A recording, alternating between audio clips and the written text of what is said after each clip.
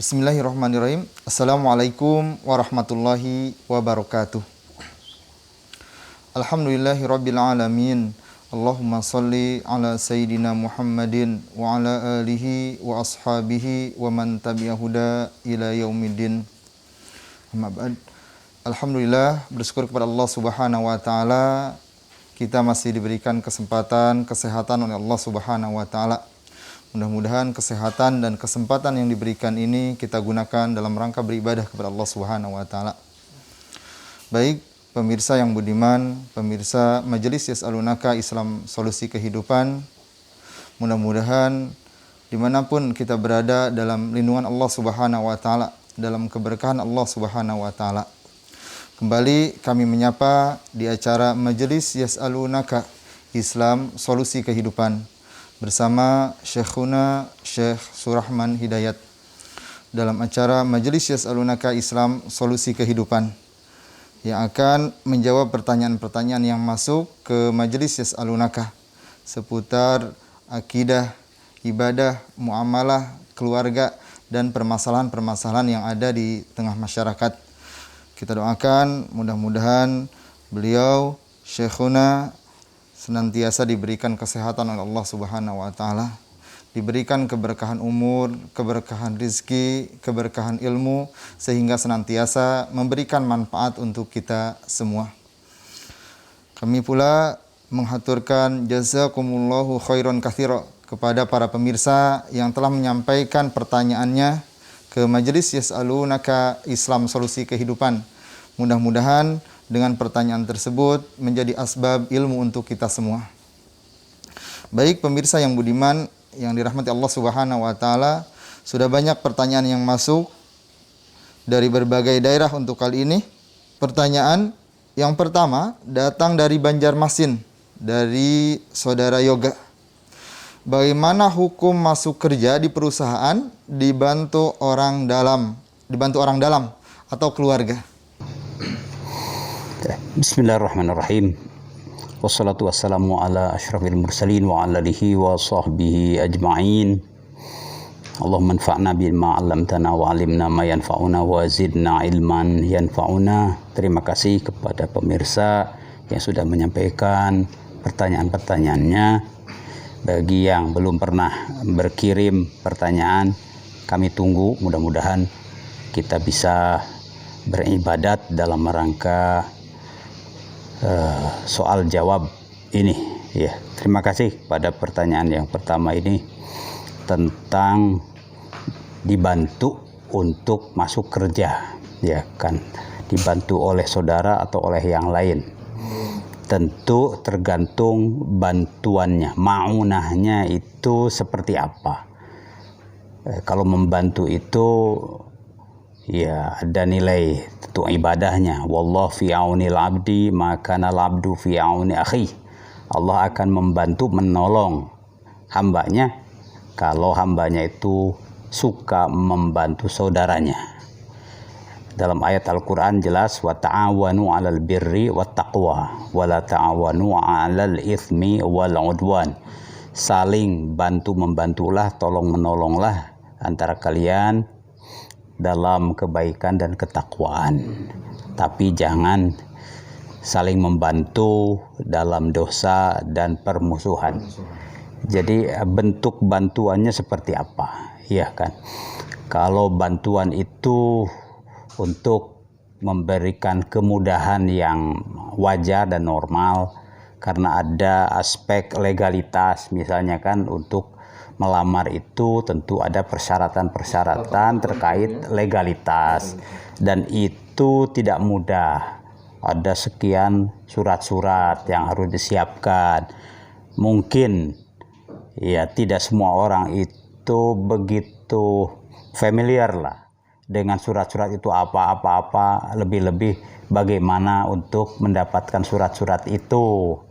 Nah, di bab ini saja perlu bantuan orang lain. Ya, orang lain ya kan dalam mendapatkan surat-surat itu ya. Kemudian setelah dapat surat-surat itu termasuk kesehatan dan lain-lain ya kan. Tentu kalau tempat melamarnya itu cukup jauh, ya tidak online, ya kan, mungkin perlu transportasi, kan itu juga bantuan. Tapi kalau online, mungkin teknik ya untuk pengirimannya. Tidak semua orang juga sudah paham, ya kan. Bisa-bisa kalau salah teknik malah tidak nyampe atau bagaimana, kan begitu. Ini juga tentu perlu ya tangan orang lain yang membantu, ya kan. Jadi sejauh bantuan itu ma'ruf, ya wajar ya, ma'ruf syar'an wa ma'ruf urfan. Secara syara tidak ada dosa di situ, ya kan, itu kebaikan. Secara kebiasaan itu juga wajar, ya kan, itu tentu bisa diterima dan recommended, itu dianjurkan. Tapi kalau bantuan itu dalam tanda kutip, nah kadang-kadang membantu dalam tanda kutip, nah kan, kalau membantu dalam tanda kutip sehingga kutipannya itu begitu jelas sehingga ya ada misalnya di situ riswah, naun minar riswah, semacam ya riswah, ya. Di episode yang lalu sudah dijelaskan riswah, pemberian hadiah baik uang ataupun barang ataupun menjanjikan ya satu jasa kepada orang yang punya kewenangan di satu tempat untuk memperlancar dan meluluskan. Nah, dengan begitu ya ada potensi untuk menggeser ya urutan yang lain, kan, karena ini ada amplop ya lebih lancar, jadi naik rankingnya begitu, nomor urutannya naik begitu karena amplopnya tebal jadi naik, kan begitu. Nah kalau itu tentu ya tidak lah ya. Nah, jadi tergantung membantu itu bentuk bantuannya seperti apa. Kalau ma'ruf syar'an di situ tidak ada dosa, ma'ruf urfan di situ adalah wajar saja, ya itu insya Allah baik, bukan hanya boleh tapi baik, ya, insya Allah. Ya, insya Allah. Jazakumullah khair, Syekh. Pertanyaan berikutnya dari Hilda dari Depok. Ya. Kalau meminjam uang di jasa kredit seperti home kredit untuk modal bisnis dan membeli obat untuk orang tua dengan niat akan mengembalikan cepat karena ada dana yang akan masuk dalam beberapa bulan ke depan, apakah diperbolehkan? Ya, bismillahirrahmanirrahim. Ada dua kata kunci di situ. Pertama, pinjaman kredit. Yang kedua, niat bayar. Ya. Nah, kredit ini tergantung. Maksud kredit ini apa?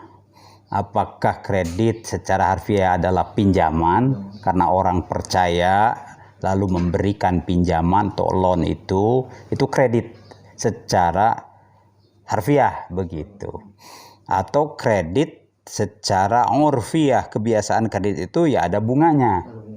Nah ya kan, dicicil ya, berapa kali tergantung ya kan. Kalau kredit itu pinjaman tanpa bunga itu bagus, ya kan, itu satu.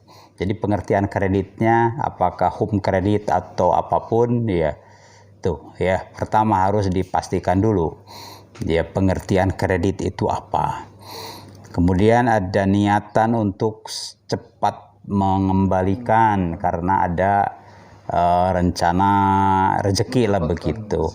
Memang ya begitu akhlaknya, etikanya begitu. Kalau kita meminjam itu supaya termasuk kategori qardon hasana, ya, pinjaman yang baik, ya. Bagi yang muqtarid itu boleh, ya. Bagi yang muqrid, yang memberikan menyediakan pinjaman itu sunnat, ya kan, itu kalau qardon hasana itu, ya kan. Sudah dibahas juga di episode yang lalu ya terkait dengan hadis Isra Mi'raj, ya kan. Kenapa pinjaman itu 18 derajat, kalau sedekah hanya 10 derajat itu sudah. Ya, Jadi kalau qardhan hasanah itu pertama jelas niatnya adalah untuk mengembalikan, bahkan segera mengembalikan. Ini penting ya. Dalam hadis sahih riwayat Imam Bukhari disebutkan dan riwayat Imam Ahmad juga. Man akhadha amwalan nas yuridu adallahu anhu. Siapa yang mengambil atau mendapatkan harta dari orang lain, termasuk ke dalam bentuk pinjaman, yaitu kan mendapatkan harta dari orang lain, mengambil orang lain dengan niatan yuridu adaha, untuk segera membayarnya. Nah, itu ada niatan, rencana, ya kan. Adallahu anhu, Allah akan membayarkannya. Tentu maksudnya Allah akan menolong, ya, menolongnya untuk mampu membayarnya. Ya, itu penting. Jadi iradah ini penting, man aroda penting. Tetapi ya, wa man aroda itlafaha, siapa yang ada iradah untuk mengabaikan, bahkan mengemplang pinjaman itu, biar aja, ya kan. Ah, itu kan ada iradah di sini kan. Maka atlafahullah. Ah, di sini Allah akan ya menghanguskannya. Artinya Allah tidak memberikan kemampuan untuk membayarnya. Wah, dicilaka kan di situ. Nah, bagi saudara-saudara kita yang saat ini atau sebelumnya ya ada hubungan pinjam meminjam dengan pihak lain, tolong diperiksa niatannya. Sebab kalau ada secuil niat saja di dalam hati untuk tidak sungguh-sungguh mau membayar, Allah akan meniadakan kemampuan untuk bayarnya. Jadi sampai kapanpun akan susah itu. Susah bayar, lalu pinjam lagi, tidak bayar lagi, akhirnya hutang jadi numpuk. Ya kan, mungkin orang itu sampai mati meninggalkan hutang itu gara-gara tadi, ya kan, kebiasaan ya ngutangnya dikit, cuma ya niat dan rencana kesungguhan untuk bayarnya lemah. Jadi Allah tidak berikan kemampuan untuk mampu membayarnya. Wal'iyadzubillah, ya kan. Nah, itu dari sisi niatan bagus, ya kan. Jadi sejak menerima itu diniatkan supaya jadi qardhan hasanah. Lalu percepatlah, ya kan. Sebelum jatuh tempo itu lebih bagus, ya.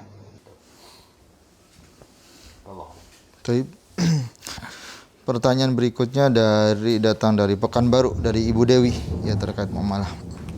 Saya ingin bertanya mengenai jual pulsa menggunakan aplikasi syariah yang bernama Link Aja Syariah.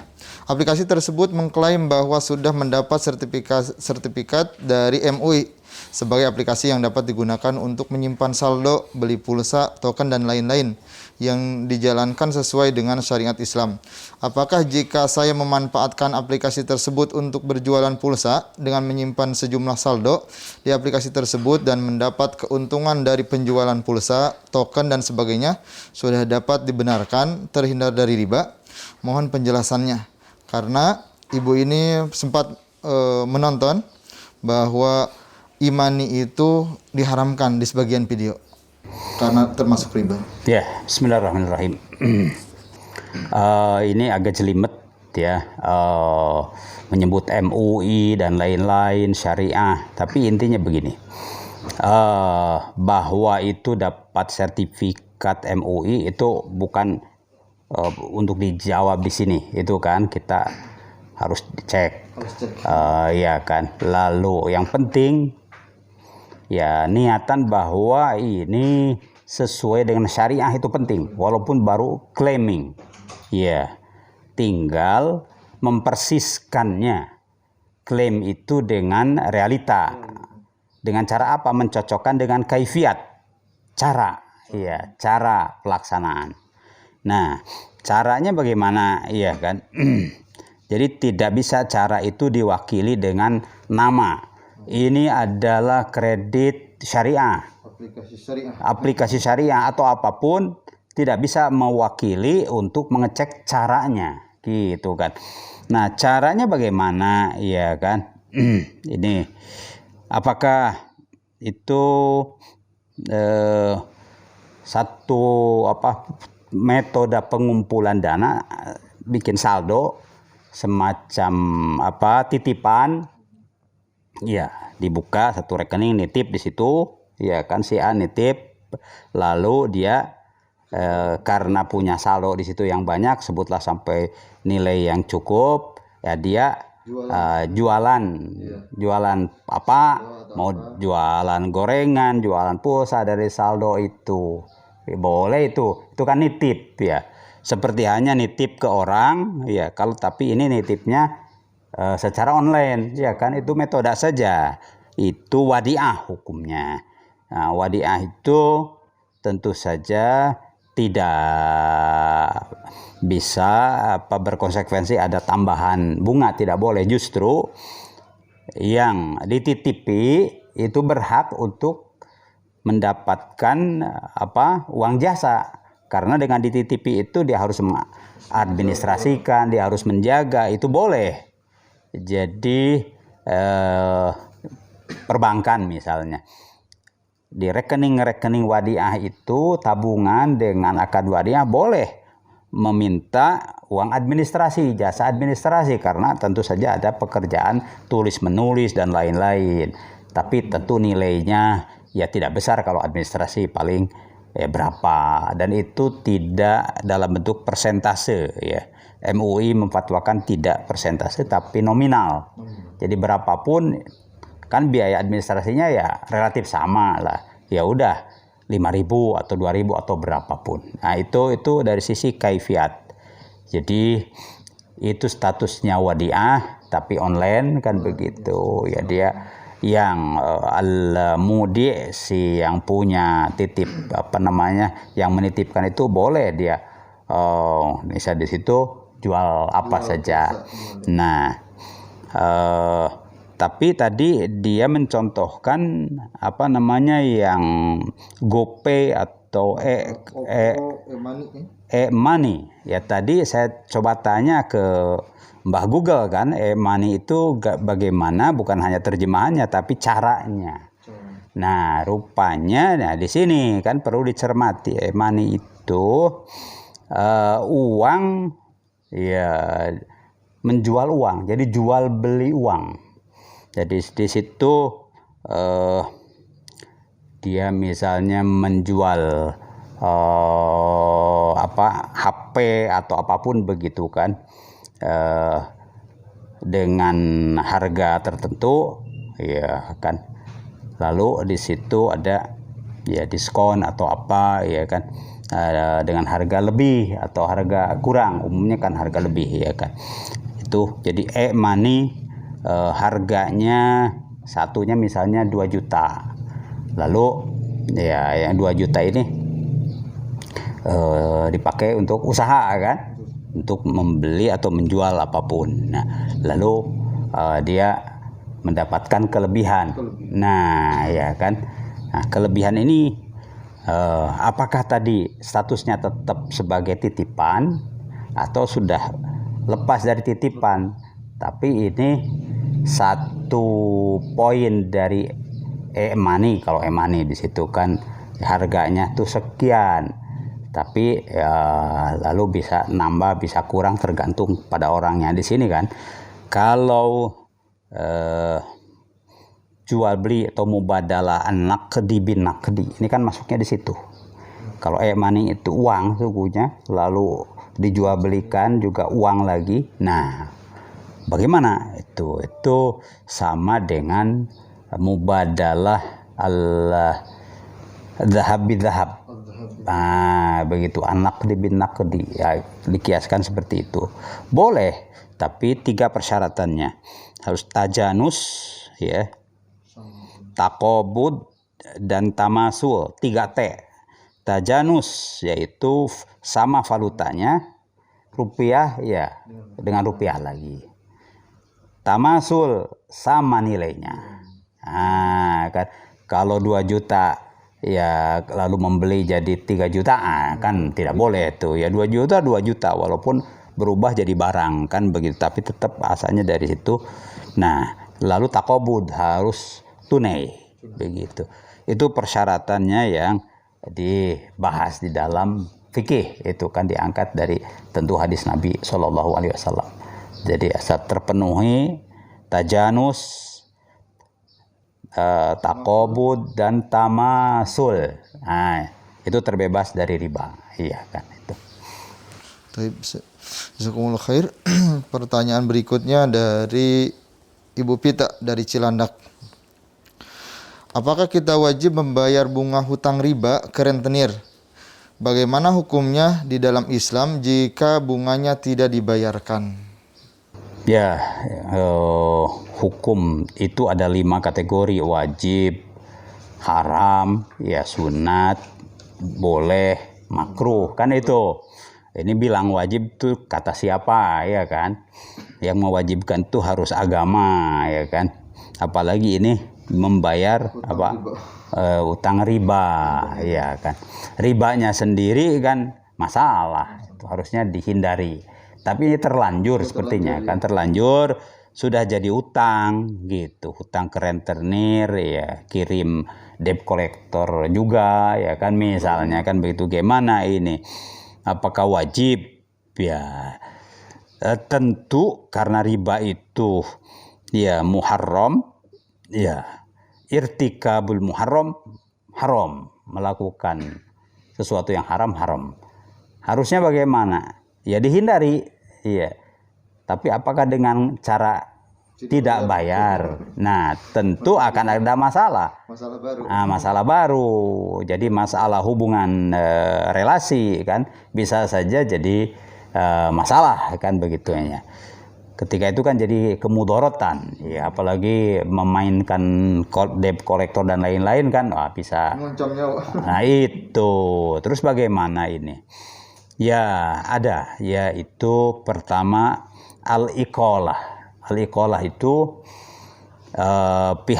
satu pihak minta mundur dari keterikatan ini. Ya saya mundur deh. Kenapa? Karena setelah saya tahu kok ini riba, jadi saya tidak ingin terlibat lebih lanjut. Nah, minta mundur. Nah, kita sudah bahas iqalah di episode yang lalu kan.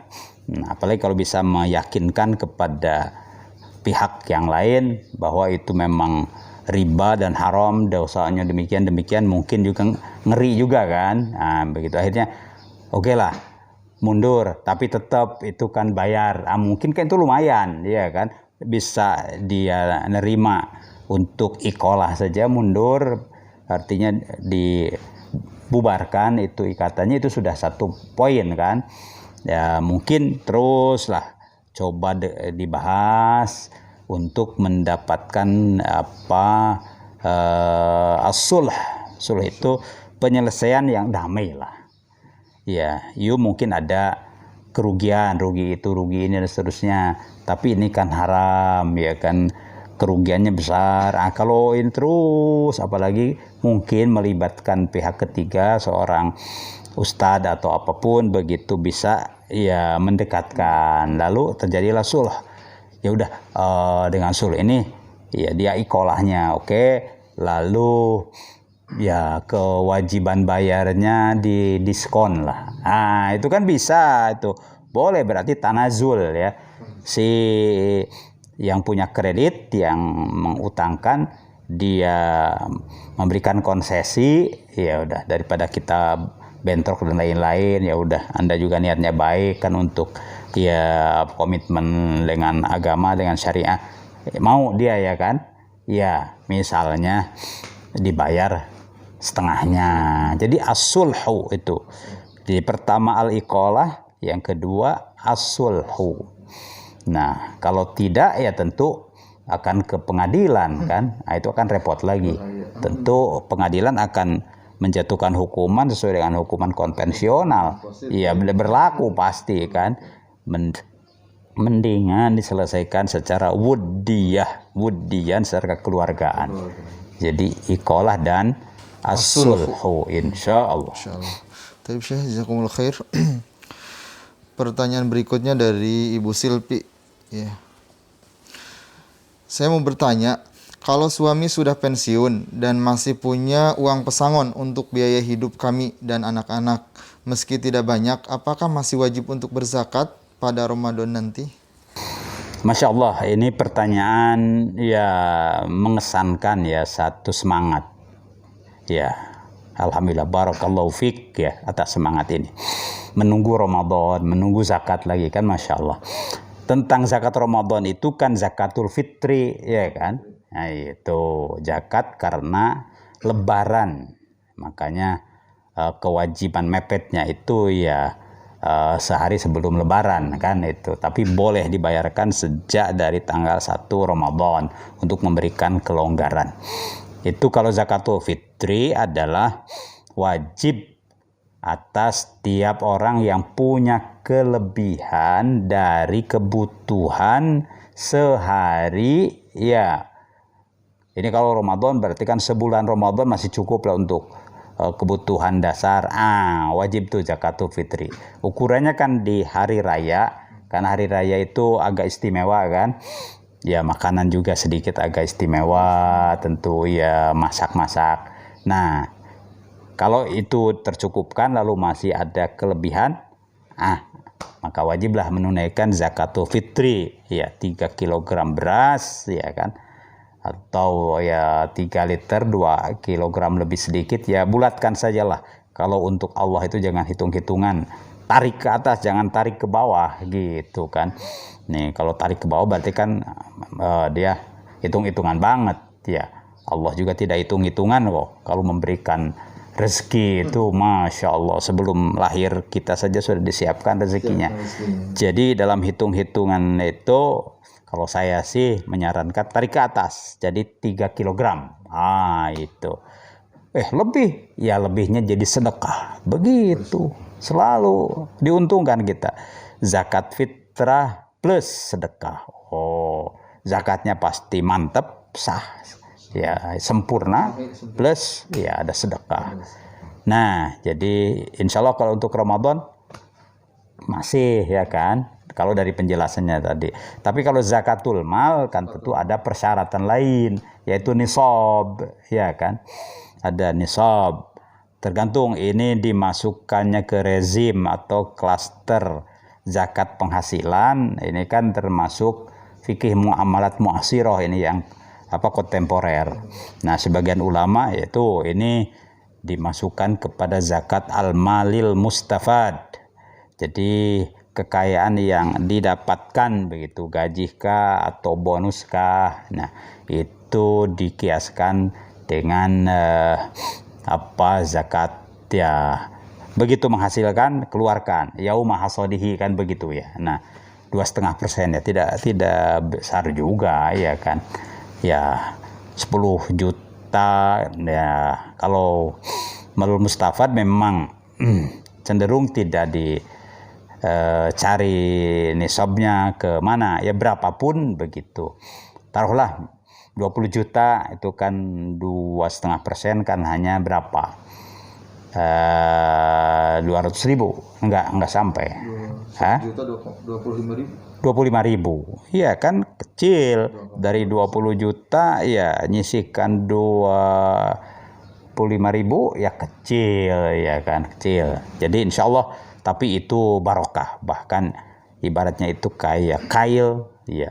Kalau kita memancing ingin dapat ikan yang besar ya, pancingannya harus kuat dan umpannya harus gede kan, plek, dapat tuh, dapat gede. Memang begitu kan, dalam sedekah itu 10 kali lalu 100, 170 kan begitu ya.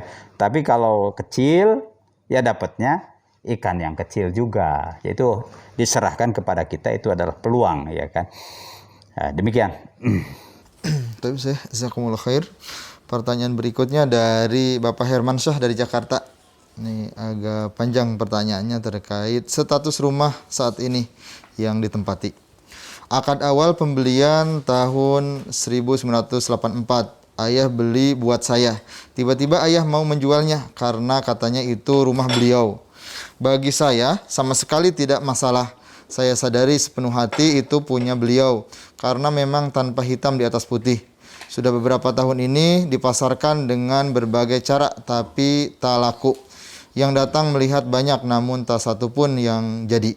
Kata adik-adik saya, karena ayah menjual barang yang bukan miliknya. Mohon penjelasannya dan bagaimana sebaiknya saya bersikap terhadap ayah saya. Ya, ada yang penting, ada yang lebih penting. Yang lebih penting itu adalah hubungan baik dengan ayah. Sebab termasuk birrul walidain. Ya. Birrul walidain itu kewajibannya setelah ibadah kepada Allah. Ya.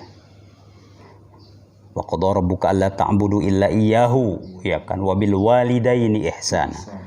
Allah Subhanahu wa taala sudah memutuskan, memerintahkan agar hanya beribadah kepadanya saja.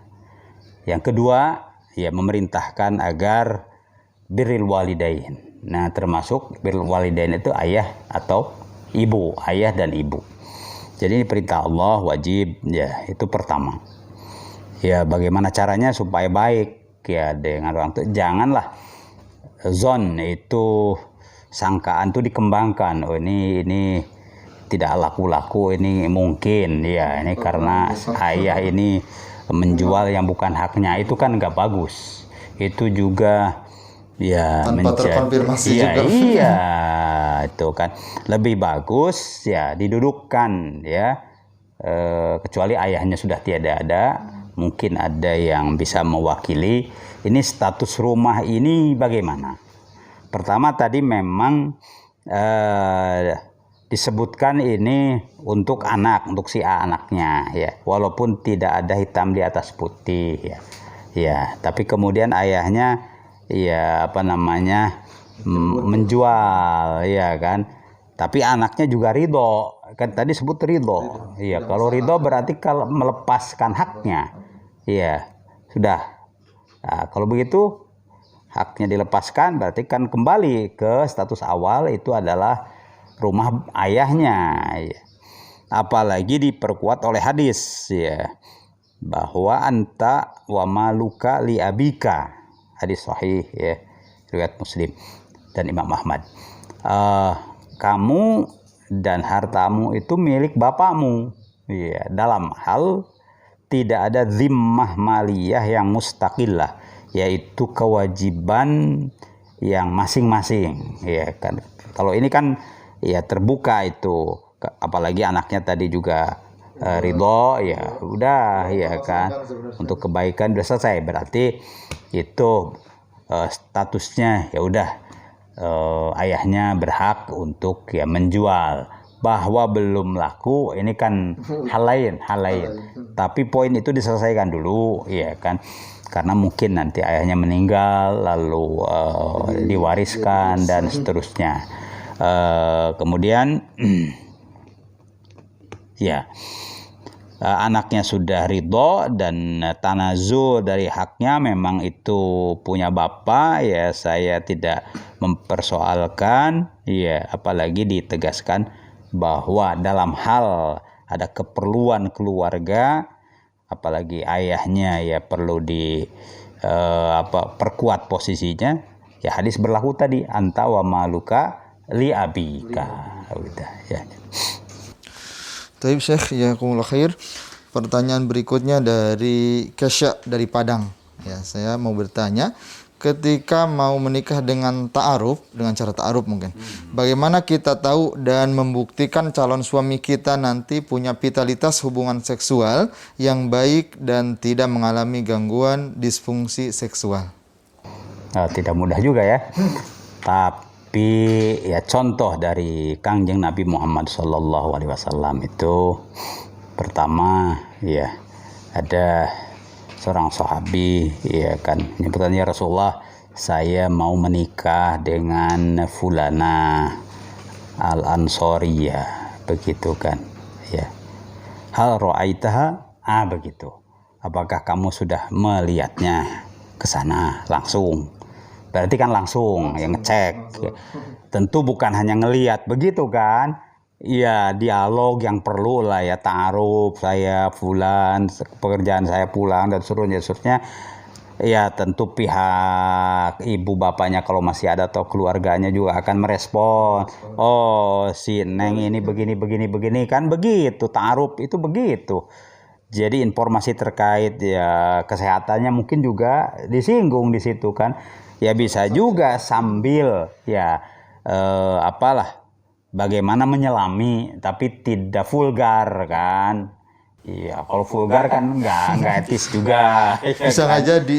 Misalnya, ini kan belakangan ini sakit yang gara-gara pabrik gula itu banyak. Apakah, iya kan begitu si abang ini punya pabrik gula juga, misalnya kan bisa begitu ya? Langsung, ya. Itu bisa, itu tidak tersinggung kalau begitu kan. Iya. Bahan candaan. Bisa jadi candaan. Ya itu diantaranya yang mempengaruhi itu kan soal gula itu kan. Lalu yang kedua apa itu?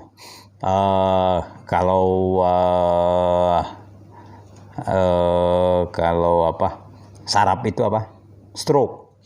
Iya, ini ada pernah stroke atau enggak kan itu kan nah juga sesuatu yang mudah ya kan ditanyakan. Artinya kan itu tensi dan tensi lah ya, tensi, stroke, lalu yang muter-muter itu apa, migrain, itu mengganggu yang begitu. Saya kira tidak tersinggung lah kalau ngecek yang begitu-begitu karena sudah jadi penyakit agak banyak lah ya.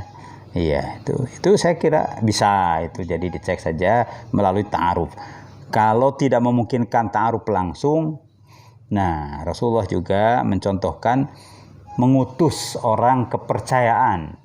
Ya, siapa misalnya yang bisa mengakses keluarga itu, ya kan? Siapa nanti ya orang kepercayaan ini bisa datang ke situ dengan cara yang baik, sopan, ya kan? Nah, lalu bisa menggali informasi secukupnya, pulang bisa menyampaikan secara amanah ya kan. Nah itu dua metode itu saya kira bisa ya insya Allah. Tapi jazakumullah khair. Pertanyaan berikutnya dari Ibu Handria nih dari Karawang. Masalah panjang nih, masalah perwarisan. Ayah saya 5 bersaudara semua laki-laki. 3 sudah meninggal, ibunya masih sehat. Warisan sudah dibagi, namun ibu saya pernah dikasih tahu sama bapak saya ataupun suaminya bahwa masih ada sebidang tanah yang masih cukup luas, tapi diurus orang lain. Satu anak yang masih hidup sekarang yang mengurus ibu. Satu kakek dari remaja sudah mandiri. Dia tidak tahu masalah harta orang tuanya.